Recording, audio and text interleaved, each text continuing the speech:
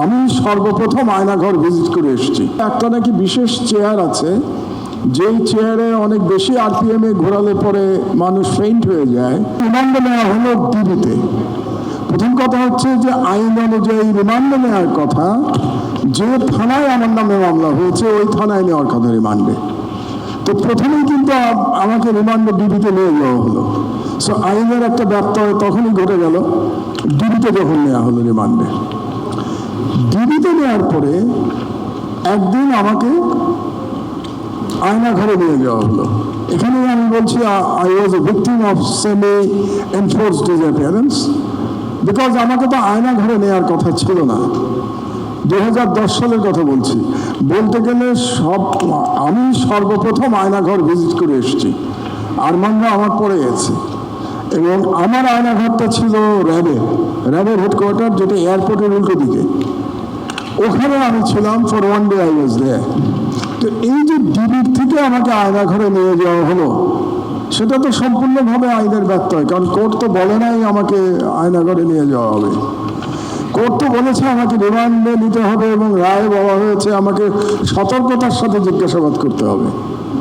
আসলে এই যে ল্যাঙ্গুয়েজটা, দিস ফ্রেজ অফ সতর্কতার সাথে জিজ্ঞাসাবাদ করতে হবে, ইট ইজ এ ফার্স। কাজে আমাদের আগে জুডিশিয়ারির এই জিনিসগুলো উপলব্ধি করতে হবে যে এগুলো কথার কথা লিখে দেওয়া হয়, কিন্তু এটা করা হয় না। রিমান্ডে নেওয়াই হয় টর্চার করবার জন্য।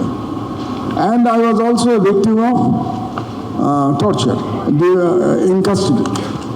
তো এই যে এক্সপিরিয়েন্সটা, আয়নাঘরের এক্সপিরিয়েন্স, রিমান্ডের এক্সপিরিয়েন্স, এটা যাদের হয়েছে তারা বুঝতে পারবে যে সিস্টেমেটিক হিউম্যান রাইটস ভায়োলেশনটা কীভাবে সংগঠিত হয়। যেমন আমার সামনে আমি দেখেছি অনেক কয়েদি আছেন যাদের নামে কোনো মামলাও হয় নাই, তাদেরকে উঠিয়ে আনা হয়েছে। আমি ডিবির কথা বলছি। বসুন্ধরা টিস্যু অশুদ্ধতার বিরুদ্ধে এক বিন্দুও ছাড় নয়।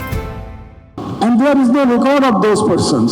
কারণ রেকর্ড যদি থাকে তাহলে আইন অনুযায়ী 24 ঘন্টার মধ্যে তাদেরকে ম্যাজিস্ট্রেটের কাছে নিয়ে যেতে হবে। That is the law. কিন্তু আমি উঠিয়ে নিয়ে আসলাম, কোনো রেকর্ড রাখলাম না। আমার 24 ঘন্টার কোনো দায়বদ্ধতা নাই। এবং সেখানে আমি এমনও দেখেছি মোর দ্যান এ মান্থ তাদেরকে রাখা হয়েছে ডিবিতে। অ্যান্ড আফটার 1 মান্থ একদিন বলা হচ্ছে যে তাদেরকে অমুক জায়গা থেকে গ্রেফতার করা হয়েছে এবং তারপরে 24 ঘন্টার মধ্যে তাদেরকে আদালতে নেওয়া হচ্ছে। এখন আপনি এগুলো কিভাবে জানবেন? আর সিস্টেমেটিক আর একটা আমি বলি যে কতটা how dynamic was the government, the previous government of Sheikh Hasina. আমার শেষ যেদিন রিমান্ড হলো, I was in remand for 39 days altogether.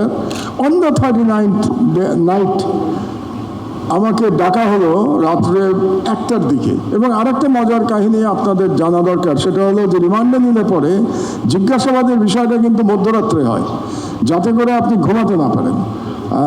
আপনাকে সবসময় প্রস্তুত থাকতে হবে যে কখন ডাক পড়বে আপনার ইয়ের জন্যে, কি বলে, জিজ্ঞাসাবাদের জন্যে। মধ্যরাতে নিয়ে আমাকে বলা হলো, তদানীন্তন ডিবির চিফ আমাকে বললেন, তিনি ভদ্রভাবেই বললেন, because that was the last day, এবং তারপরের দিন আমাকে কোর্টে নেওয়া হবে, কোর্ট থেকে জেলে নেওয়া হবে। আমাকে তিনি বললেন যে আমরা খুব দুঃখিত স্যার, আপনার সাথে আমাদের সরি বলেছিলেন, আমাদের একটু দুর্ব্যবহার করতে হয়েছে, কিন্তু আমাদের কোনো উপায় ছিল না।